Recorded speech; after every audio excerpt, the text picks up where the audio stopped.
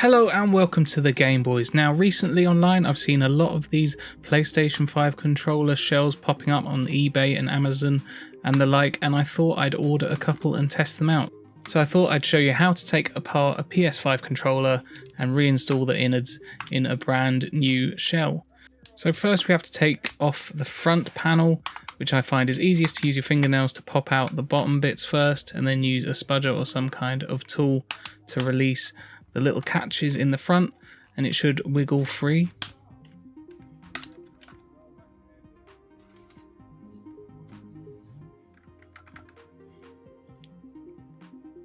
Then next up we have to take out the L1 and R1 buttons. So I find if you pull down on the R2 or L2 trigger first, that'll allow you to lever them up, because they do have a tendency to fly off and you'll never find them again. So just keep your finger on top, pop them off and put them somewhere safe to pop back on when you've finished. So now there are 4 screws, one under each R1 and L1 button.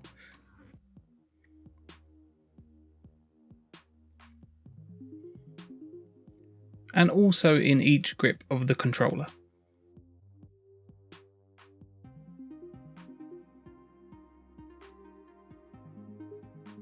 So now it's time to remove the back piece of the controller. So I find first a spudger to get in to the little edges of the controller to release it first.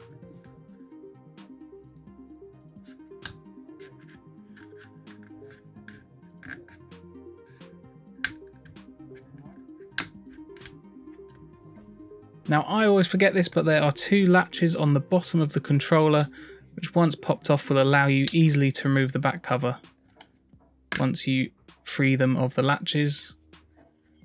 And then you can remove the back cover and get to the innards of the controller itself.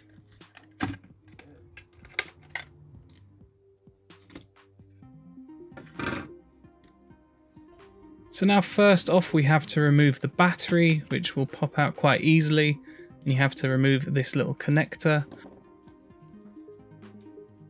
It can be a little tricky to remove, so I find some sort of spudger or tool to remove it might help. Just try to be careful not to rip the wires, as if you rip the wires you will have no battery.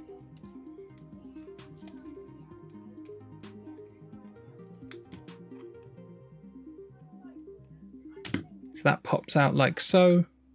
Put that to the side, and then it is time to remove the case, which is 1 Phillips head screw there. Take that out. And then we move on to the ribbon cables. Now these are the tiny ribbon cables for the microphone. So remove that one first, so you can remove that back plate. And now we can undo the screws in each side of the grip.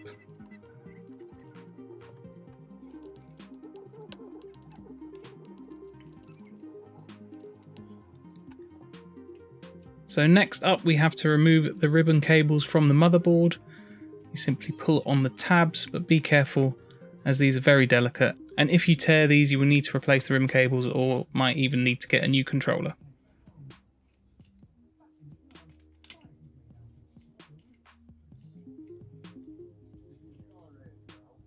And then we can wiggle this free and should be able to take the board out without damaging the cables, which will allow you access to the front half of the controller. So next up we need to remove the touchpad lighting elements with 2 screws on either side, and make sure you keep track of which screws are which, or refer back to this video if you forget which screw is what. So then we can take out those pieces.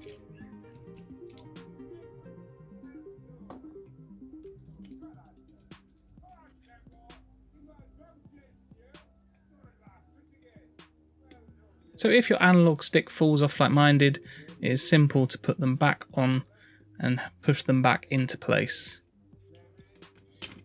So now we can remove the innards from the controller itself, which will allow us access to the face buttons and the touchpad. So first off, remove the padding for the buttons, then take out the D-pad and the face buttons, as well as the options and menu button.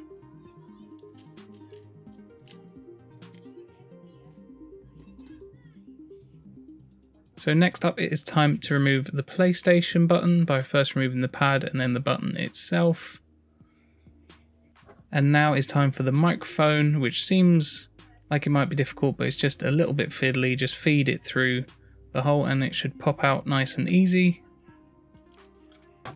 And then we can remove the mute button for the microphone.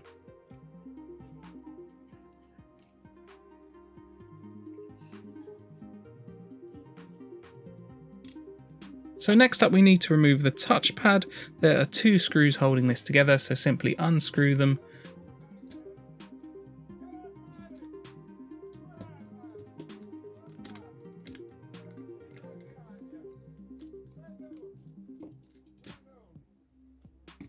And it should fall away like that.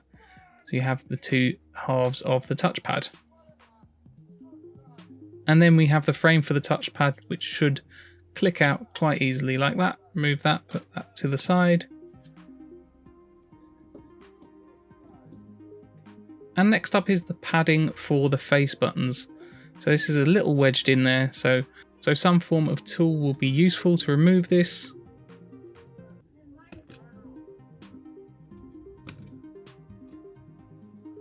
But we will definitely need this to transfer over to the new shell.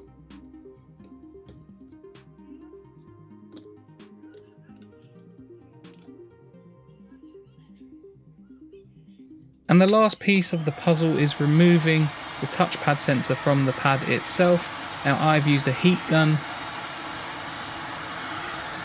but this can easily be done with a hairdryer if you do not own a heat gun. Just might take a little longer.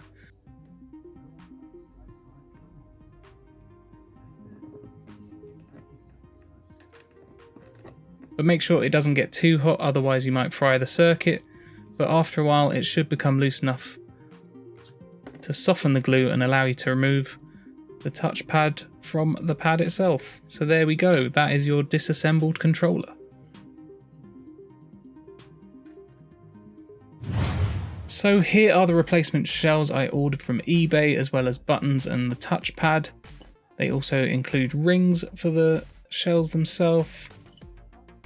And also the buttons come slanted as PS5 buttons are, to allow a nice curvature on the face buttons. But you can also use the PlayStation 4 buttons, as I will show later in the video.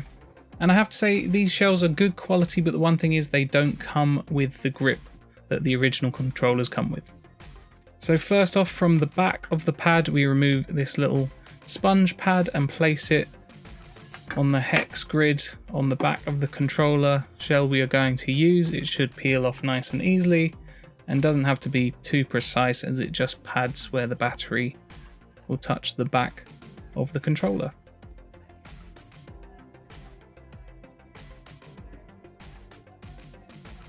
So next up is attaching the touchpad circuit board to the touchpad itself.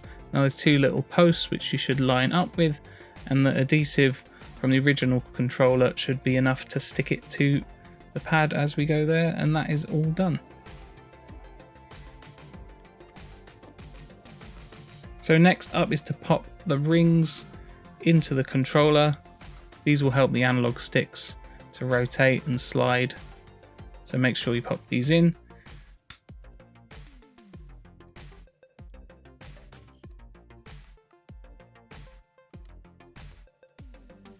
Although these are slightly finicky, it's easy enough just to pop them in. Just make sure you hear a nice click when they go in and you've put them in the right way.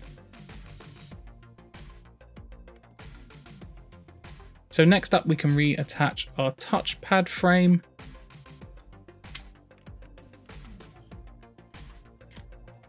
And now it's time to reattach the touchpad itself. So make sure the ribbon cable fits through the slot in the back panel, and the front panel should attach as so. And then hold it down and re-screw it with the 2 screws that we removed earlier.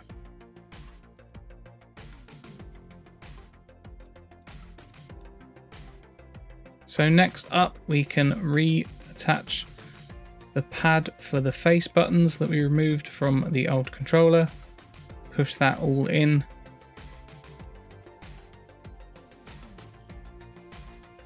And now we can start putting back in the rest of the buttons. So the mute button can go back in, as well as the PlayStation button.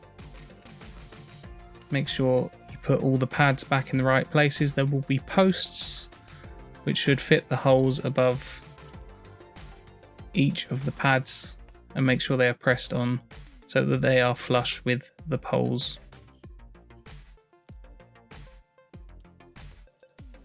So next up, we can reinsert the microphone for the front of the controller. Now this will go in through the slot in the left hand side, and there's a little dip where the microphone itself goes, with a little slot for the tab to hold the microphone in place. So a little push should hold it in. Now we can finally put in our face buttons. Now, as they're not marked with the usual triangle, square, X and circle, it can be a little tricky to figure out which ones go where, but they can only go in one spot. So just rotate them around until you find which one is which, and they will fit in perfectly.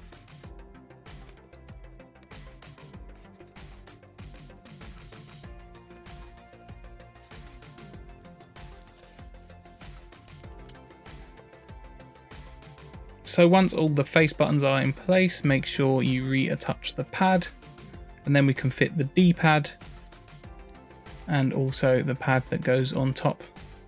And again, make sure that the posts are flush with the pad itself.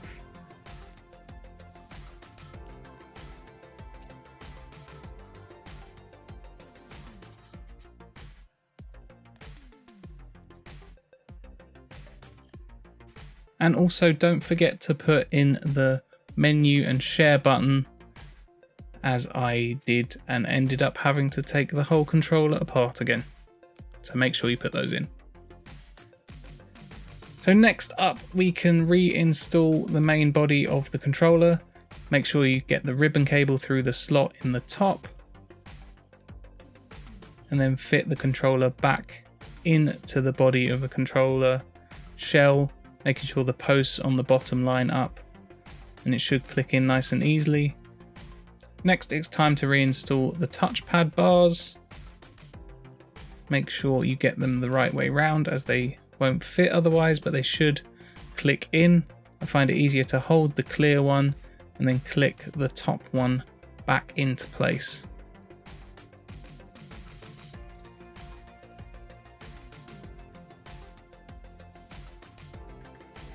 And there we go, that is clicked back into place.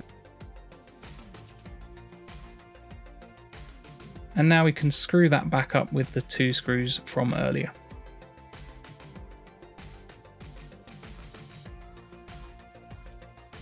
So next up, we can put the circuit board back into place, making sure that the ribbon cables are out of the way, and also the small microphone ribbon cable is out, so you can reinsert it back into the motherboard itself. So now it is time to replace the ribbon cables. So start off with the main blue one, which should push in nice and easily. It can be a little fiddly, but stay with it. Then we can put in the microphone ribbon cable, which should slot in nicely. I do find a small pair of tweezers helps with these smaller ribbon cables. And then the rumble motor controllers ribbon cables can go back in each side. They're a little close, but easy enough to fit back in. And as you can see, I struggled a little with this one, as they are very close to the rumble motors themselves, but eventually they will go in. And now it's on for the next step.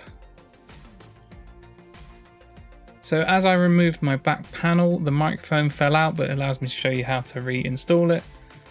So like before, there is a little slot which you can slot into, little tab which then you can fit the microphone into, and then that will hold its own, and we can reinstall the back plate into the controller. So making sure the controller is fixed, we can replace the back plate as it was before, and then attach again with the single screw provided from earlier.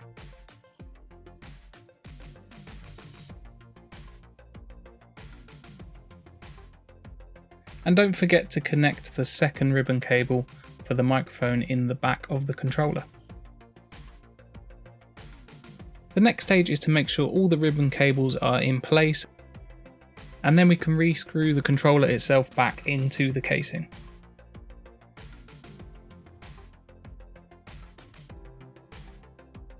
Then next up is reinstalling the battery. I found my tweezers helped with pushing in the connector.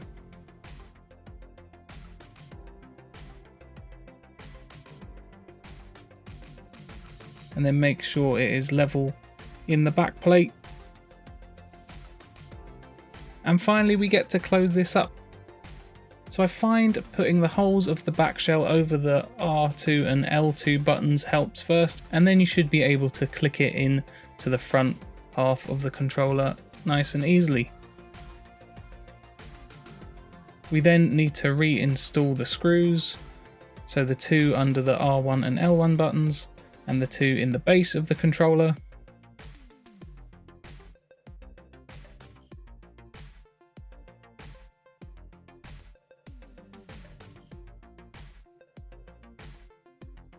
Then we can attach our faceplate. The two pointy bits at the top go in the holes there. And then we can just click it back into place.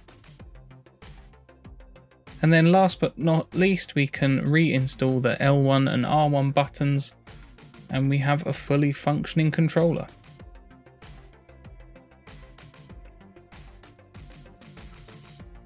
So once done, make sure that the controller feels right. I noticed here that the bottom casing hadn't popped in, so there, nice popped in, and this is all sealed and ready to go. So let's test it out. So here we are in Astro's playroom, using the adaptive triggers, which are working nicely, giving the rumble, and the touchpad working perfectly. Sensing my every move.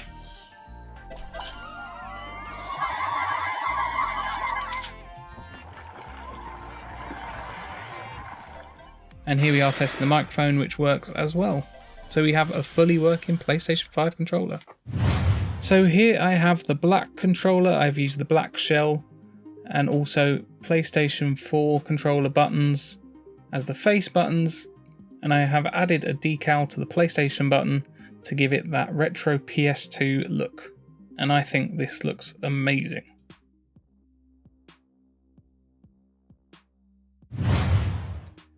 So there we have it. That is our modded PlayStation 5 controllers with the brand new shells that can be ordered from lots of different websites. So I ordered the red and black so I could make this red and black controller to suit my red and black PS5 with the custom red plates. And I think it looks pretty good together, but I do like the black one as well. So to sum up, I think both of these controllers look great and the feel of them is amazing. The one thing you do lose out on is the grip of the original controller, but having the custom colours that you want is good enough for me. Now I've used decals and we'll see how long they last, but I think they look pretty good. On the red controller I've used decals for the triangle, square, X and circle, as well as the PlayStation logo for the PlayStation button. But I've used PS4 buttons on the black controller and that is now my personal go-to controller. So thank you very much for watching. I hope you enjoyed it. If you did, please leave a like, please leave a comment on which controller you prefer, and please subscribe and hit that notification bell so you get notified every time we release a new video. Thank you very much for watching, and we'll see you in the next video. Bye for now.